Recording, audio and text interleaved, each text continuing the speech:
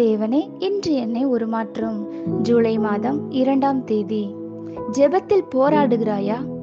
சங்கீதம் 123:2. இதோ, வேலைக்காரரின் கண்கள் தங்கள் எஜமான்களின் கையை நோக்கி இருக்குமா போலவும், எங்கள் தேவனாகிய கர்த்தர் எங்களுக்கு இரக்கம் செய்யும் வரைக்கும் எங்கள் கண்கள் அவரை நோக்கி இருக்கிறது. கர்த்தருக்காக காத்திருத்தல் நேரம் மற்றும் தரிசனத்தோடு நேரடியாக சம்பந்தப்பட்டது. காத்திருத்தல் என்னும் வார்த்தையே நேரம் அதிகமாகும் என்பதை உணர்த்துகிறது. அநேகர் காரியங்கள் உடனே நிகழ்ந்துவிட வேண்டும் என்று விரும்புகின்றனர்.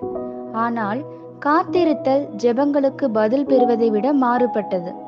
அது கர்த்தரோடு மாபெரும் உறவை கட்டி எழுப்புவது. அது தேவனை, அவரது சித்தத்தை, அவருக்கு பிரியமானதை, அவரது வாஞ்சைகளை தனிப்பட்ட முறையில் அறிந்து கொள்ளும் உறவுக்குள் வருதல்.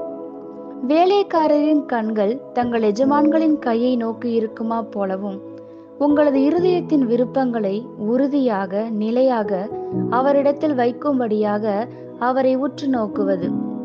கிறிஸ்து கடந்து சென்று விடாதபடி ஊடுருவி பார்க்கிற, அவரை கட்டுப்படுத்துகிற பார்வை அது. தேவனை இணங்க செய்ய பிரயாசப்படுகிற, பிரசவ வேதனைப்படுகிற பார்வை அது. அவரை நகர முடியாதபடி கட்டுப்படுத்தி விடாப்பிடியாக உன் விசுவாசம் பெரிது என்று சொல்ல வைத்து கூடாதவைகளை செய்து முடிக்கும் வாஞ்சையுள்ள இருதயம். பதில் இல்லாமல் போக போவதில்லை என்கிற காத்திருத்தல்.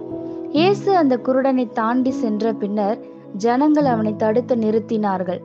அவனுடைய வேதனை போன்ற கதறல் அவனுக்கு சுகத்தை பெற்று தந்தது.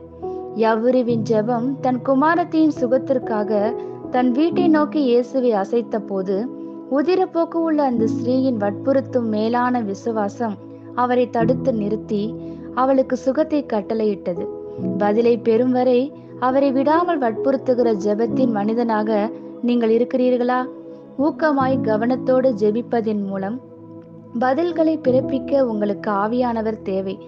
ஒரு சோர்ந்து போகாத ஜெப இருதயம் உங்களுக்கு தேவை. ஆமேன்.